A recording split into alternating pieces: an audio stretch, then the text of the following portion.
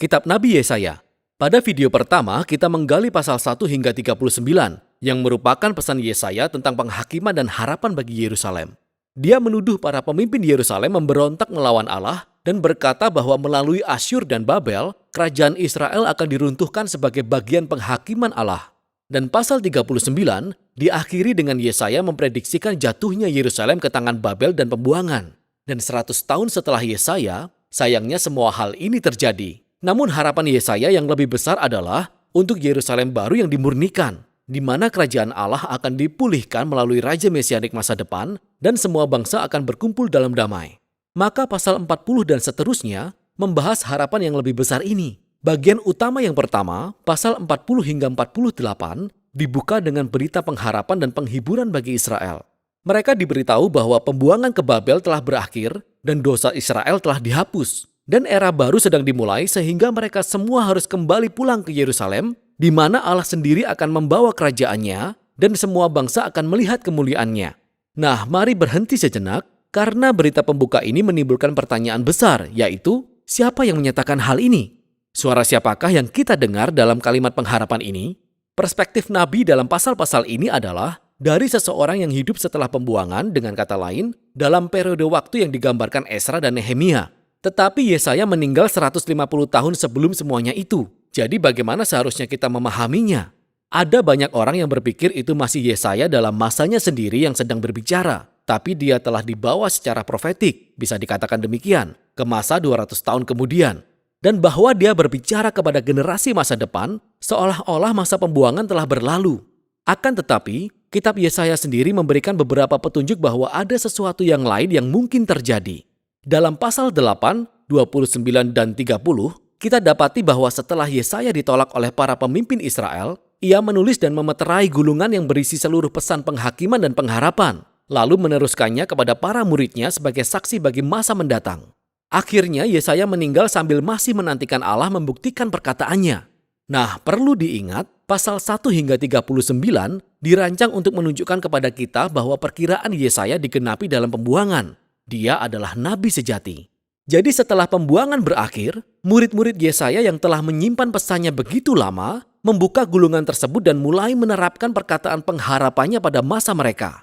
Jadi menurut pandangan ini, kitab Yesaya terdiri dari kumpulan perkataan Yesaya yang pertama dan juga tulisan-tulisan murid-murid kenabiannya yang Tuhan pakai untuk meneruskan pesan pengharapan Yesaya kepada generasi mendatang.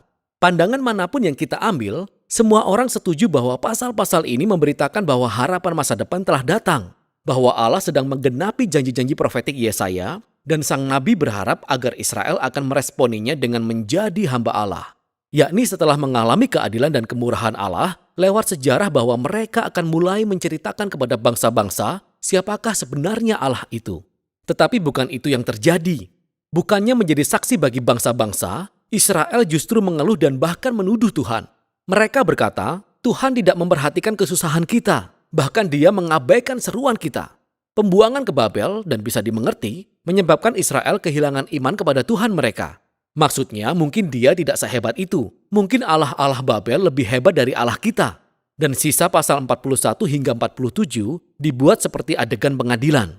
Allah meresponi keraguan-raguan dan tuduhan-tuduhan ini dengan sanggahan berikut ini. Pertama, ia berkata bahwa pembuangan ke Babel bukanlah pengabaian ilahi, melainkan secara ilahi diatur sebagai penghakiman atas dosa Israel. Yang kedua, itu demi kebaikan Israel bahwa Allah membangkitkan Persia untuk menaklukkan Babel, sehingga mereka dapat kembali menggenapi perkataan Yesaya. Jadi kesimpulan yang benar yang harus diambil Israel adalah bahwa Allah merekalah yang merupakan raja dari sejarah dan bukannya berhala milik bangsa-bangsa lain. Pada kejatuhan Babel dan kebangkitan Raja Persia, Kores, Israel perlu melihat tangan Tuhan bekerja dan dengan demikian menjadi hambanya yang memberitakan kepada bangsa-bangsa siapakah dia sebenarnya. Tetapi di akhir pengadilan, di pasal 48, kita menemukan bahwa Israel tetap memberontak dan keras hati seperti nenek moyang mereka. Maka Allah mendiskualifikasi mereka sebagai hambanya, tetapi Allah tetap dalam misinya untuk memberkati bangsa-bangsa. Jadi para nabi berkata, Allah akan melakukan sesuatu yang baru untuk menyelesaikan masalah ini, yang beralih ke bagian selanjutnya yaitu pasal 49 hingga 55. Kita diperkenalkan kepada seorang figur yang disebut hamba Allah, yang akan menggenapi misi Allah dan melakukan apa yang gagal dilakukan Israel.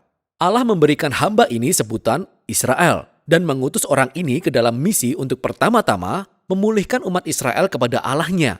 Tapi yang kedua untuk menjadi terang Allah bagi bangsa-bangsa. Dan di situ dikatakan bahwa hamba ini dikuasai oleh Roh Allah untuk memberitakan kabar baik dan membawa kerajaan Allah atas semua bangsa. Kedengarannya seperti Raja Mesianik dari pasal 9 dan 11. Tetapi kemudian kita dapati cara mengejutkan tentang bagaimana hamba ini akan membawa kerajaan Allah. Dia akan ditolak dan dipukuli dan akhirnya dibunuh oleh bangsanya sendiri. Kenyataannya, saat dia dituduh dan dijatuhi hukuman mati, dia mati demi dosa bangsanya sendiri. Sang nabi berkata, kematian hamba ini adalah sebagai korban penebusan atas kejahatan dan pemberontakan orang-orang. Dan kemudian setelah kematiannya, tiba-tiba hamba itu hidup kembali. Dan kita mendengar bahwa oleh kematiannya, ia menyediakan jalan untuk membenarkan orang-orang, yakni menempatkan mereka dalam hubungan yang benar dengan Allah. Dan bagian ini diakhiri dengan menggambarkan dua cara bagaimana orang-orang dapat meresponi hamba ini. Beberapa akan meresponinya dengan kerendahan hati dan berbalik dari dosa-dosanya serta menerima apa yang dilakukan hamba Allah bagi mereka. Orang-orang ini disebut para hamba dan juga tunas. Ingat tunas kudus dari pasal 6. Mereka adalah orang-orang yang akan menikmati berkat kerajaan Mesianik. Tetapi ada orang lain yang disebut orang-orang jahat yang menolak hamba tersebut dan hamba-hambanya yang kemudian membawa kita ke bagian terakhir kitab ini, pasal 56 hingga 66, di mana para hamba tersebut mewarisi kerajaan Allah. Pasal-pasal ini dirancang dengan indah sebagai simetri yang menyatukan semua tema kitab ini. Di bagian inti terdapat 3 puisi indah yang menggambarkan bagaimana hamba yang dikuasai roh memberitakan kabar baik kerajaan Allah kepada orang miskin. Dan dia menegaskan kembali semua janji pengharapan dari awal kitab ini. Yerusalem baru yang dihuni oleh para hamba Allah akan menjadi sumber mengalirnya keadilan dan kemurahan dan berkat Allah kepada bangsa-bangsa di bumi. Dan puisi ini dikelilingi oleh 2 doa panjang tentang pertobatan di mana para hamba tersebut mengakui dosa Israel. Dan mereka berduka atas semua kejahatan yang mereka lihat di dunia sekeliling mereka. Maka mereka meminta Allah untuk mengampuni mereka dan agar kerajaannya akan datang di bumi seperti di surga. Sekarang di setiap sisi doa-doa ini adalah kumpulan lebih banyak puisi yang membedakan nasib para hamba dengan nasib orang-orang jahat yang menganiaya mereka. Allah berkata, Ia akan menyatakan keadilannya pada semua orang yang mencemari dunianya yang baik dengan kejahatan dan keegoisan dan penyembahan berhala mereka. Dan Ia akan mengeluarkan mereka dari kotanya selamanya. Tetapi hamba-hambanya, orang-orang yang merendahkan hati di hadapan Allah dan bertobat dan mengakui kejahatan mereka, mereka diampuni dan mereka akan mewarisi Yerusalem baru yang kita ketahui sebagai gambaran ciptaan baru, di mana kematian dan penderitaan telah hilang selamanya.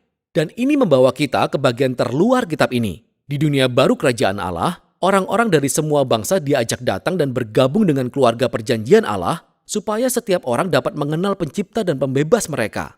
Jadi kitab Yesaya ditutup dengan sebuah visi agung mengenai penggenapan semua janji perjanjian Allah. Lewat penderitaan Raja Hamba, Allah menciptakan keluarga perjanjian dari segala bangsa yang menanti harapan akan keadilan Allah dan membawa ciptaan yang telah dibaharui di mana kerajaan Allah akhirnya datang di bumi seperti di surga. Dan itulah harapan yang sangat kuat dari kitab Yesaya.